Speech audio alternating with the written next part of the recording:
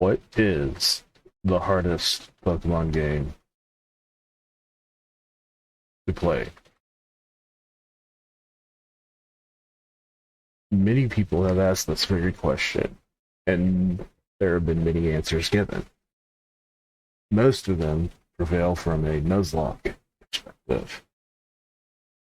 If we look at it from there, what games do we include? For many, the main series games have long since lacked much of a challenge. The last ones to give a true challenge to fans was Ultra Sun and Ultra Moon. But if we expand it to fan games, what's the answer then? Pokemon Run and Bun?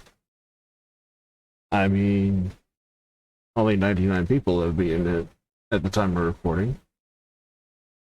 What about the Kaizo series? Blue Kaizo, Crystal Kaizo Plus, Emerald Kaizo, Platinum Kaizo? What if I said something out of the blue, takes this competition and turns it on its head? A game that wasn't made for being Nuzlocked, and whose own dev said Nuzlocking it isn't possible. Ladies, gentlemen, and that technicolor rainbow in between, I present Pokemon Rejuvenation, LAWDS mod.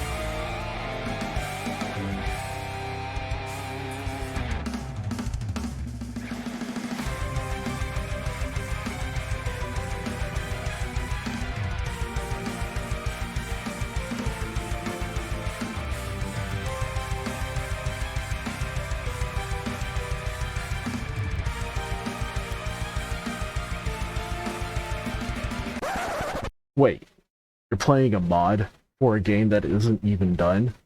What the f? Chapter 1. The snake swallowing its tail. So, on to Rejuvenation itself. Rejuvenation was started development in 2014 after the wake of Pokemon Reborn, developed by Ambus Lytle, completed in 2019. Yes, Rejuvenation started while Reborn was still actively being worked on. But Rejuvenation and Reborn have a very similar MO, if you will. They both are much more featured like an RPG with Pokemon as an aspect of it than an actual Pokemon game. And that doesn't mean to say that the Pokemon aspect is entirely secondhand. No. Even in vanilla games, there are still fights that I struggle with. But LAWDS takes that up to the next step. LAWDS is a difficulty mod for an incomplete game. And yet, I am the one insane enough to do a Nuzlocke of it. So let's go over a few of the rules. Instead of just having one per named encounter, instead of one encounter per named location, I did a little something different. I'm only allowed 2 total. The only exception to that are eggs and shadow Pokemon held by trainers. I do make that distinction very clearly. But if the second fight in the game is the first gym leader, where do you get encounters then? Well, fortunately, the starting city is a big bitch. There are multiple encounters that happen even within the areas that I've defined. This entire picture is also one encounter. I should make special mention of the violet buildings down here and the emerald apartments up here. While technically being named, they are not independent named locations. They still classify as East Giran. So unfortunately, if I take an event from one of those two locations, it kind of locks me out of other events as well. But I'm getting ahead of myself. And that's because LAWDS features all 27 available starters. So, who's my starter pick? It's this guy right here. Specifically Hisuian Typhlosion. And as this is my 6th attempt going through LAWDS, I feel like Typhlosion here, especially Hisuian, offers me a greater degree of flexibility. I mean, his stats are serviceable enough to be able to do a lot of damage when I need it, especially if it's a ghost type or fire type damage. And normally you want to take the fire starter in Nuzlocke because fire types are a decent bit rare. However, Rejuvenation doesn't necessarily have this issue. Starting from Gym 2, there are good fire options available, like the likes of Houndoom, Camerupt, or Colossal. But it's not all that seems, because normally Hisuian Typhlosion only has Blaze and Frisk. Well, LAWDS changed that. He still has Blaze and Frisk, but he also gets Purifying Salt, which neutralizes ghost weaknesses and prevents statuses in this game. And that helps out a ton, especially given the fact that Hisuian Typhlosion is a pure damage dealer.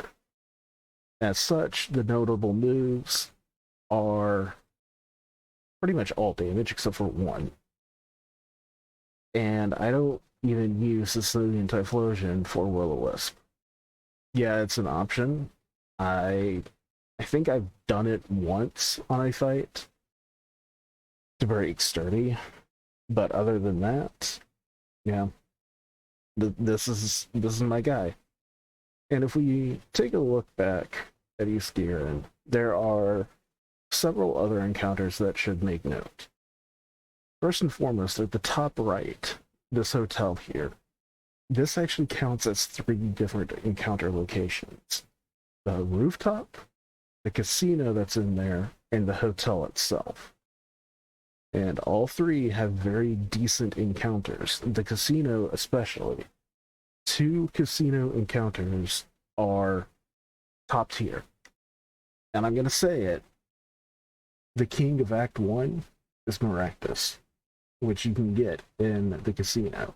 And this is why I have 2 per limit, or 2 per location limit. It's because Rejuvenation in particular is so encounter dense that if I just had 1 per named location, I'd easily miss others. But let's I said that Venom, first gym leader, is the second major fight. Let's take a look at her now. So, as I've already alluded to, LAWDS takes the concept of rejuvenation up to the extreme. All these are pretty much rebalanced to have some kind of effect. And if you're not prepared, this fight can definitely end a run. And yes, it is the second major fight in the game. But there's something here that's missing, because I explained the idea behind the field mechanic. Well, let's bring up that information, shall we? And see how it applies to the first gym leader.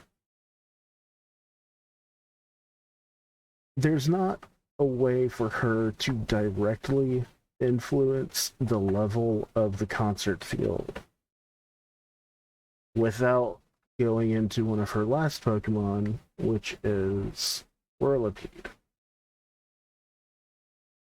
However, she definitely takes advantage of concert field.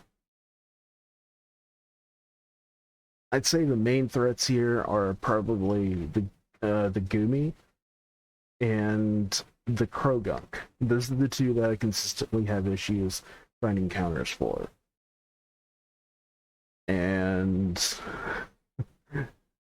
I have to use multiple Pokemon to be able to take care of that Krogunk sometimes, even though there are Pokemon that can 1v1 it. Depends on how well you want it, but yes. The Gumi, on the other hand, is a nightmare. EVI makes that thing bulky as shit.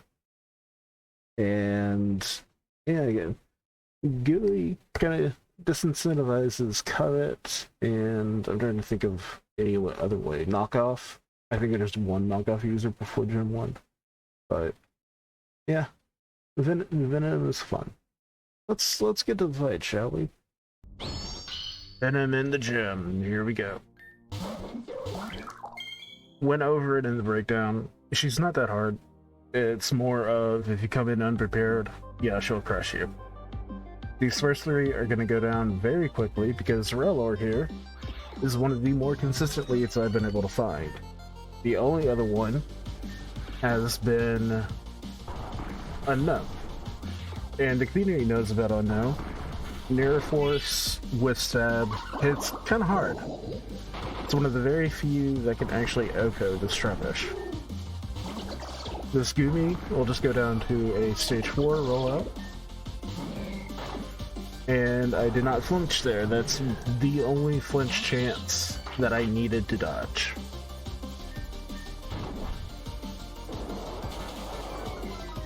Get some chip. Fire Fang is still a kill.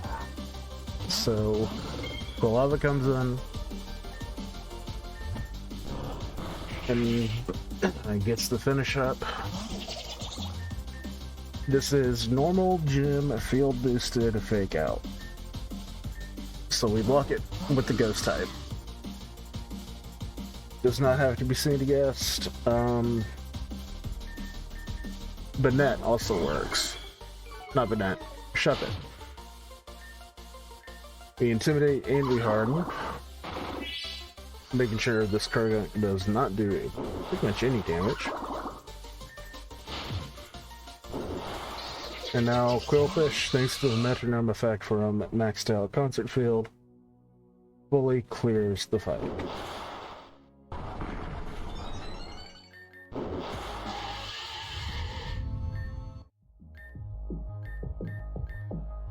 And that's Venom. But there are a few more fights in Chapter 1. 3 optional and 3 story-based. Technically 4 story-based, but you can skip them. So I'm going to go start planning for those optionals. I will see you there.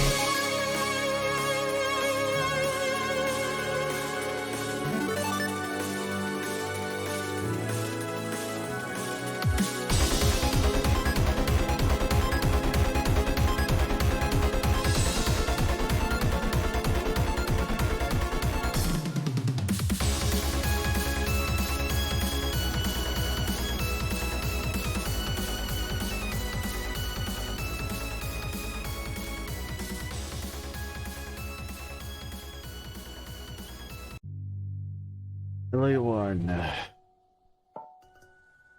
She's definitely a step up from Venom. It's definitely a lot harder this go around from this required story battle. But the one that I am really worried about is her Cricketune.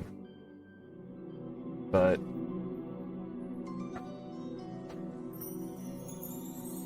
I have plans around that.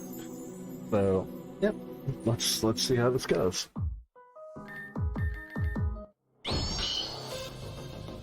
Out comes Double. Double does not die to Koala Flame Burst.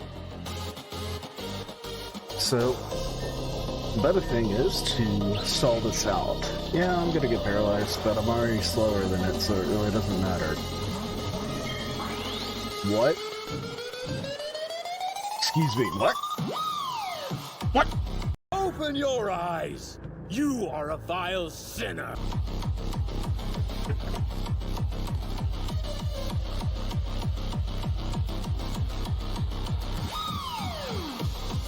Okay. No panic here. I'm still +2. This thing... I don't know what this thing would...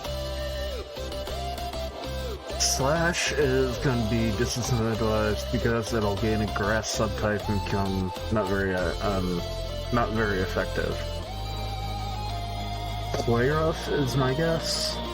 It could go for Trailblaze, because Trailblaze can raise the speed, and that's another deciding factor that AI can go with. Even with Guts activated, I don't think this will do much damage. But... okay, there's Trailblaze. I don't know why it's trying to go for speed control when it's already faster than me, but... And there's Play Rough. Like I thought. Okay. And there's the Cricketune. So since the double switched out, I need Sandygast at full HP for that. Instead,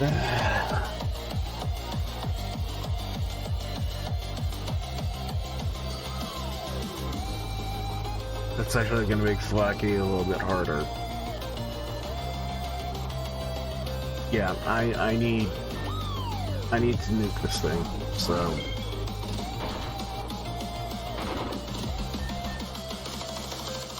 $17 HP is crazy.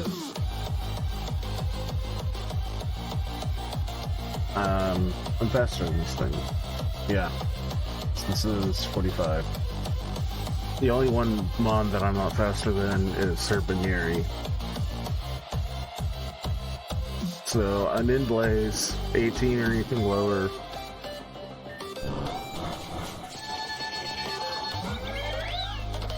So I cannot use Sandygast against this thing. This thing has Scrappy. It has Drain Punch. So I think my only play is Swadloon. Swadloon is Swarm. Intimidate wouldn't work on this thing because it's Scrappy. So... yep, there's Drain Punch. This thing has Play Rough too. Hold on.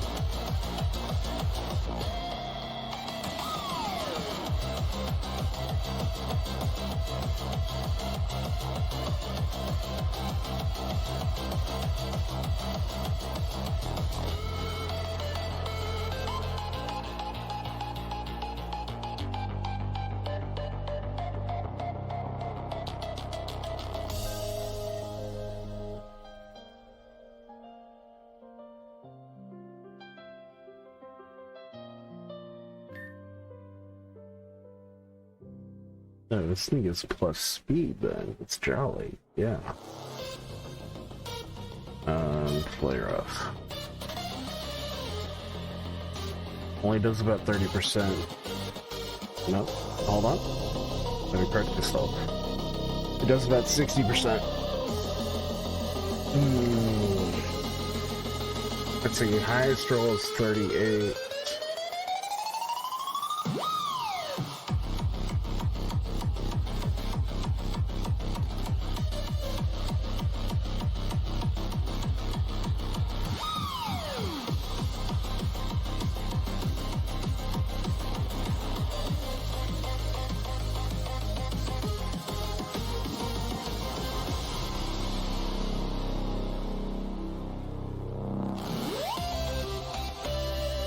So, what constitutes 22?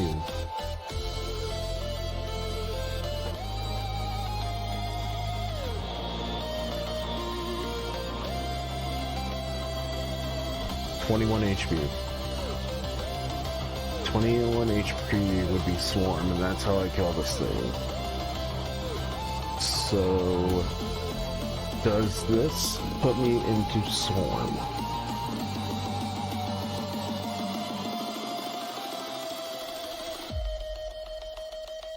If I'm right in thinking it does 36 damage, that should put me at 20 HP. That should throw me into Swarm. So, yeah. It did 33 HP. That's not even a possible roll. Hold on.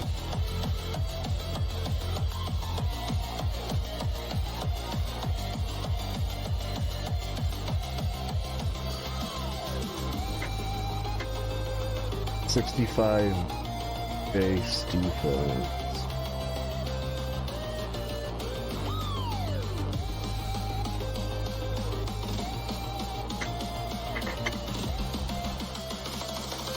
Am I reading it right? No, I'm not. 85 defense.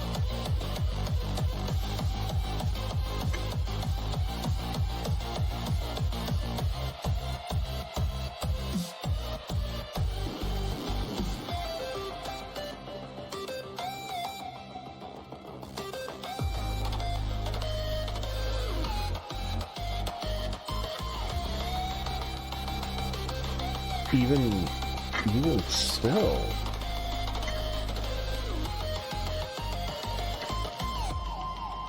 $73 base attack, so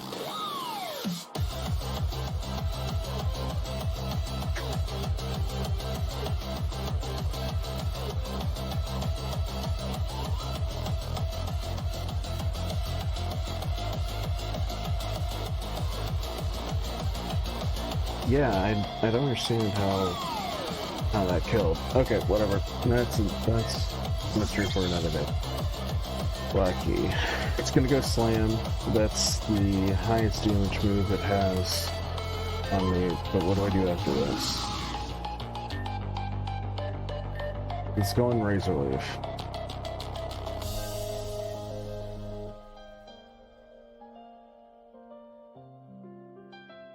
No. I need Tranquil to be able to take care of this thing. I know Tranquil cannot one-shot this thing. I initially planned on Quilavo taking care of this thing. So... Maractus should be able to take anything. Yeah, that even took a crit plus... Would have been close, but yeah. Okay.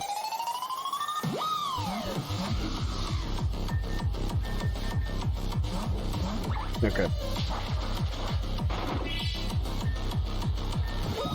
Yeah, okay.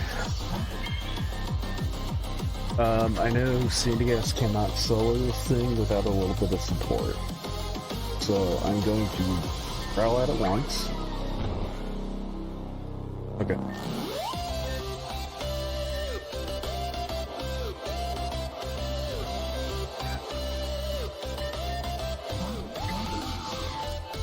There we go.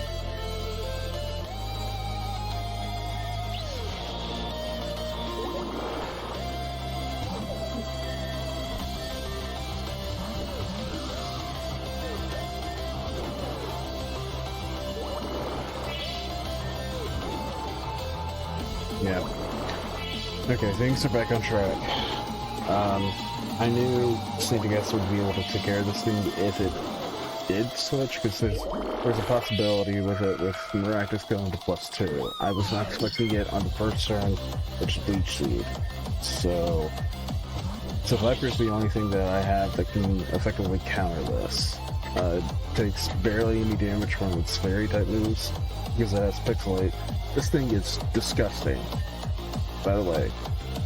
It's Eviolite, and all three of its abilities are unreal. Serene Grace doesn't really apply to the site because it doesn't really have a move with an after effect, but Super Let Pixelate Hustle is disgusting.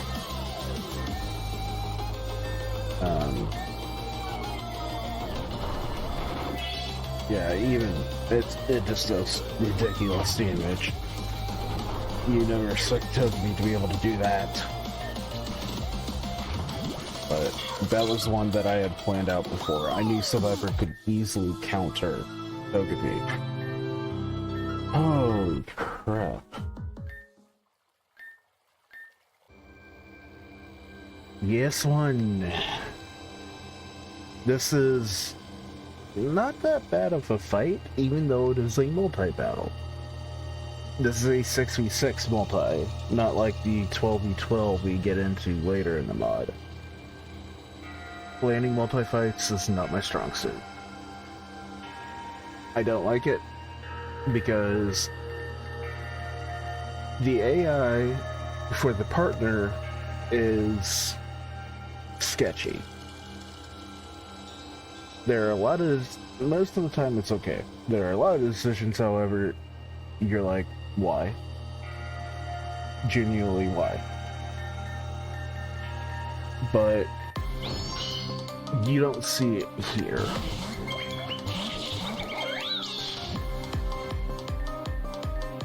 Sniper's not going to do any damage. It's going to switch. And this first turn doesn't look that good. But this is the position that I want to be in.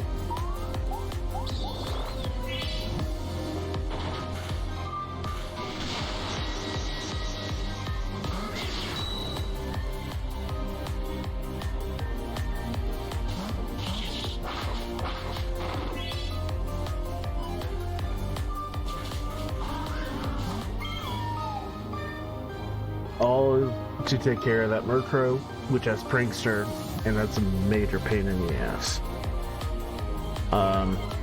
You can see the... Now, funny thing is, this Teddy Ursa completely owns this Sprion. And with the Screech on Dartrix, gets owned. And Aqua Jet Oko's Magby. So it's not that bad. ES1 is very manageable. ES2, however, that's another story for another day. Zeta 1, a pretty annoying fight. You know, he looks down upon you, he's edgy. I'd say he's the most normal, other than his supernatural ability, which the story goes into later. Except, he kind of cheats. Because that is a Shadow Snorunt that he starts off with. And, guess what? He has 7 Pokemon. So we're going to start off by yoinking this thing. There is a way I can hit 2-hit KO this Moonrod. However, Quillfish doesn't live the thing that comes out and does not die to 2 Aqua Jets. So I kind of have to play a little bit more strategic.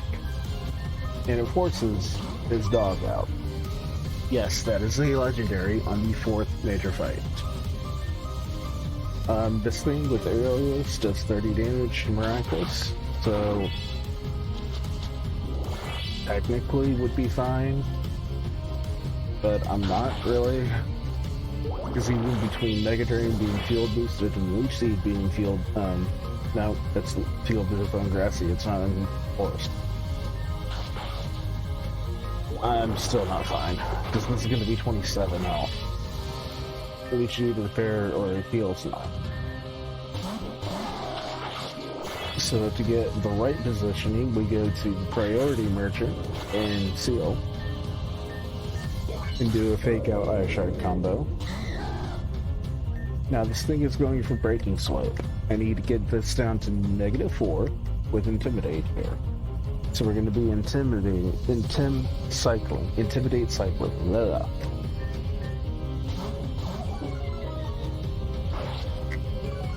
Yep, that hurt. And I'm going to hit this thing with a Struggle Bug to be able to set this up.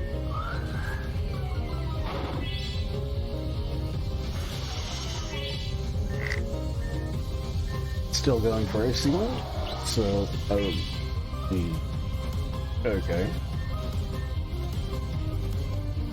I still need -4.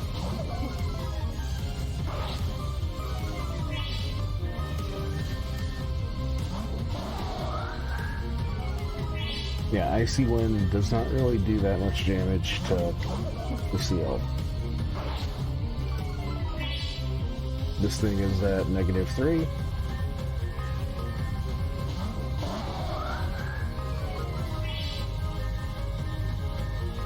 -4, and I need to bait a Breaking Swipe.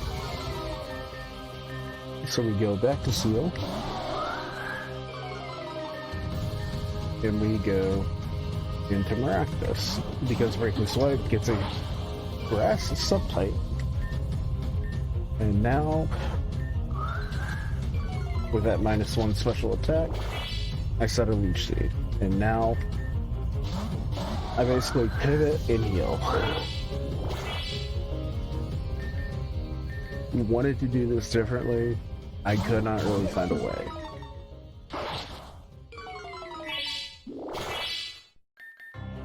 It's going to be Icy Wind.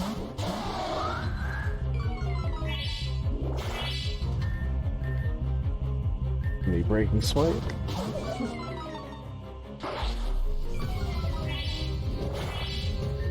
It's going to be Icy Wind.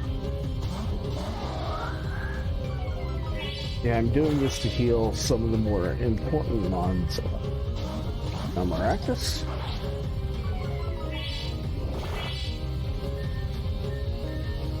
Goes for Icy Wind.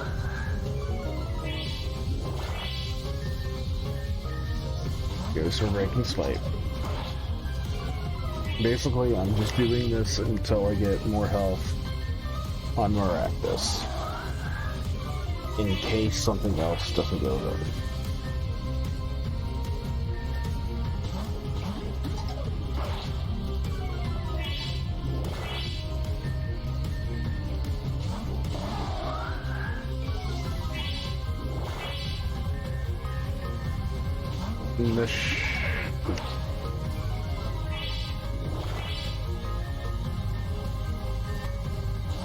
And now it should die.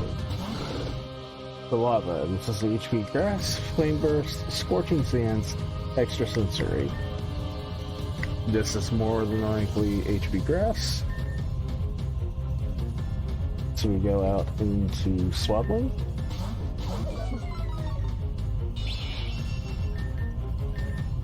And this is Flame Burst.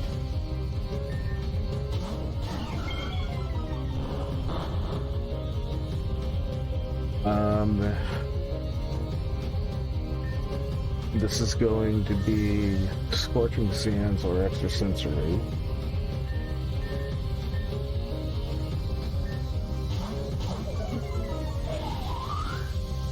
Yeah. Now this is going to be HP Grass. I can go back to... yeah.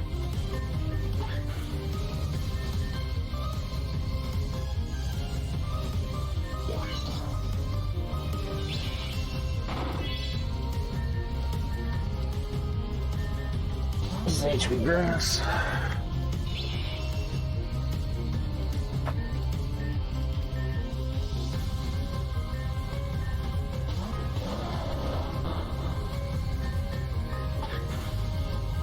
Basically, I needed to chip it down, be able to get into the range for Kulava to be able to KO it.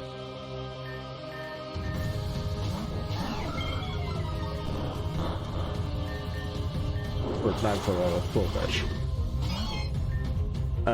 This might be Pursuit. Oh wow, it's not. Hustle in Arena can actually KO this thing. Yeah, Pursuit. This early, that's real fucking scary. I don't have a grass type, but I have something better. Because after the damage this thing does, yeah, Kulava just one-shots it.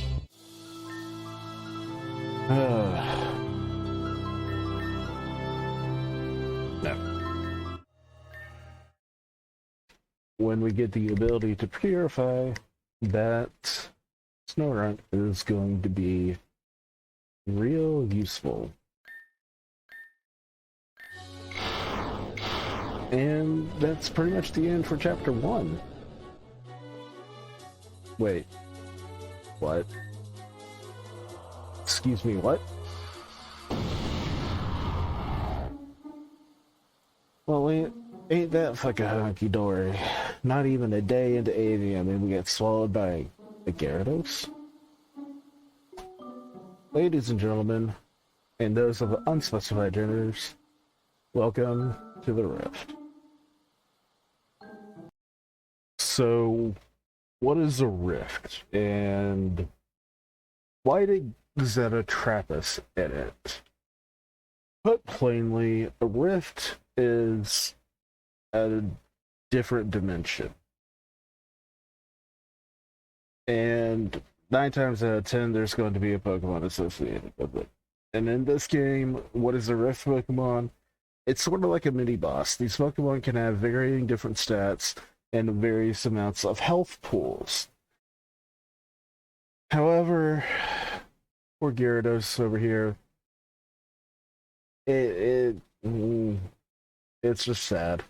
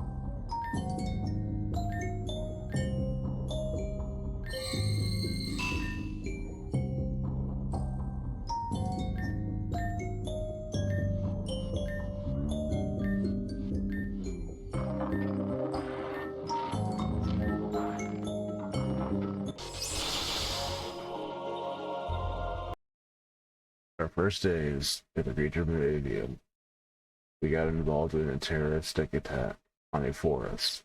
One of our first friends is being hunted. The guy that helped us start our Pokemon journey into Avium is now sucked into a mysterious realm. How does this story continue? Find out next time on Chapter 2.